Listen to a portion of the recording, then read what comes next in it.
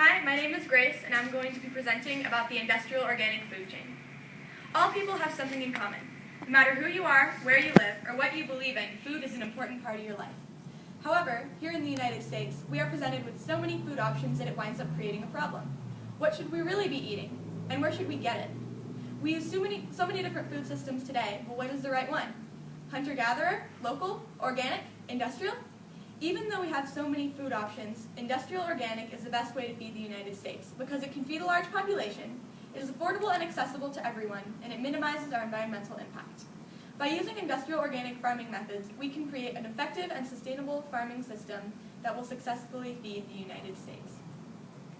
First of all, the population here in the United States has reached 317 million people, and just as its number suggests, we eat a lot. As Allison Aubrey from National Public Radio states, the average American ate literally a ton last year, which adds up to about 317 tons of food consumed in the United States each year. So how are we going to continue to produce that much food as the population is growing? Industrial organic provides the answer to this question. Industrial organic works as a monoculture, as Michael Pollan stated in The Omnivore's Dilemma, which means one farm only farms a few different things, but in a high quantity. This allows us to feed a lot of people. As Miles McEvoy, a USDA spokesperson, put it, it could be a solution to our population problem. We could also use the land that we use to farm industrially, because this land is fully suited to farm the same way, just without chemicals, GMOs, or pesticides. This brings us to another great reason to choose industrial organic the next time you go shopping. Industrial organic minimizes the environmental impact we have on the world around us. McEvoy explains that methods like irrigation, sewage sludge, and genetic engineering are all expressly prohibited from being used when growing or processing organic foods. He also states that various pesticides and fertilizers are prohibited from use. This means that when we choose to eat organically, we are putting less harmful chemicals into the air, water, and soil. We are limiting the farmers that get poisoned from pesticides that are getting sprayed on the crops. And ultimately, we are creating a better and cleaner earth for future generations while still feeding the whole population. Big changes to traditional industrial farming methods are some of what makes industrial organic worth it. But if this doesn't seem to convince you, you could also think about how little we would have to change to make this food chain work. For example, consider the fact that with industrial organic, much of this food chain would stay the same as it is now. We could still get our food from the same places, and we could easily make it cheaper if it were the only option. Paul mentioned how he can go buy industrial food at his local Whole Foods, and he is not alone. People everywhere have access to industrial organic food, and if it were the only option, you would likely get it at any grocery store around. Companies, as on the constant search for money, as Paul mentioned several times, would find ways to make local sustainable more affordable, helping everyone in the community. However, not everyone agrees with the above statements. Many may argue that the industrial food chain would do a better job of feeding us because of the incredibly high yield potential the crops have. However, you must consider the consequences of this highly effective food system. The things we use to grow and produce these crops are harming more than just the environment. When Paul is eating his industrial organic meal, he says, "To grow the plants and animals in my meal, no pesticides found their way into a farmer's bloodstream, no nitrogen runoff or growth hormones seeped into the watershed, no antibiotics were squandered, no subsidy checks were written." When we eat industrially, we are voting to have pesticides find their way into a farmer's bloodstream. We are voting for antibiotics, hormones, and nitrogen runoff. And ultimately, we are voting to have hundreds of farmers suffer from bankruptcy because they can no longer afford to keep producing this much food. This is an awful large price to pay for a couple more bushels per acre. On the other far end of the food issue here in America is the local sustainable food chain. Many would argue that it is better for the environment and say that with some modifications, it could easily feed America. This food chain paints a nice picture in your head with its small little farms and happy farmers. But when you look more closely, you will see that local sustainable has some serious flaws.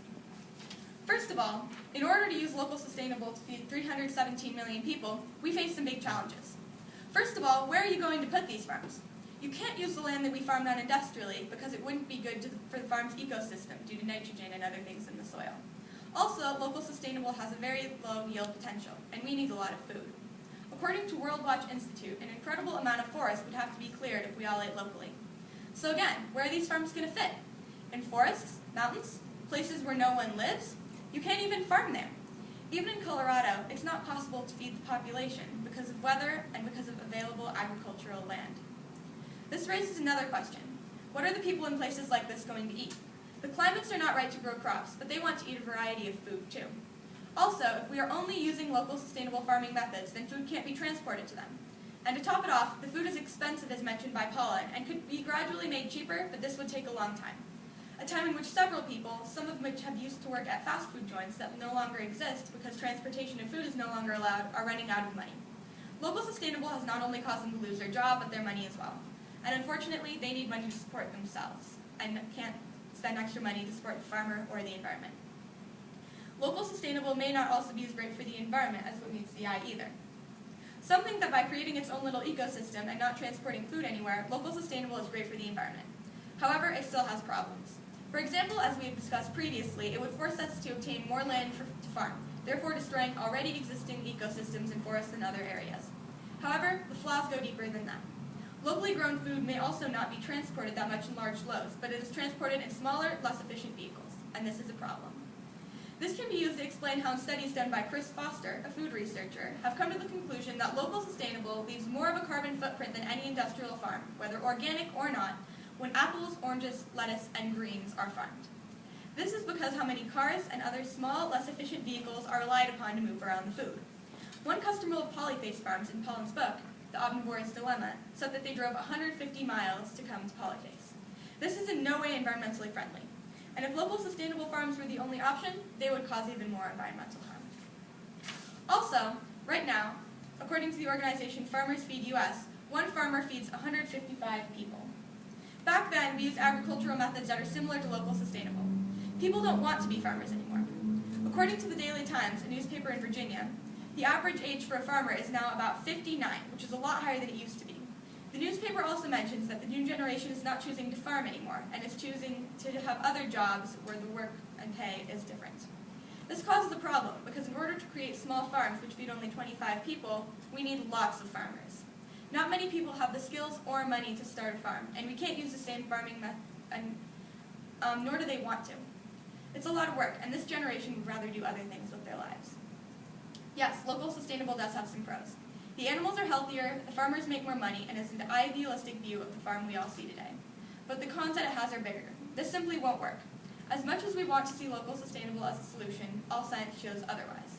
We live in the 21st century, and we can't use the same farming methods we used to use. We have to move on from that. Which brings us back to what I want to support. Industrial organic is moving us forward. First, the human species hunted and gathered to obtain what our bodies needed. Then, we found out that discovered local sustainable farming, which allowed us to have a reliable source of food. After that, we found out that industrial farming is more efficient and will produce food faster and at a higher quantity. Now, in 2014, we have to again change the way we eat, because humans continue to change, and the population continues to increase.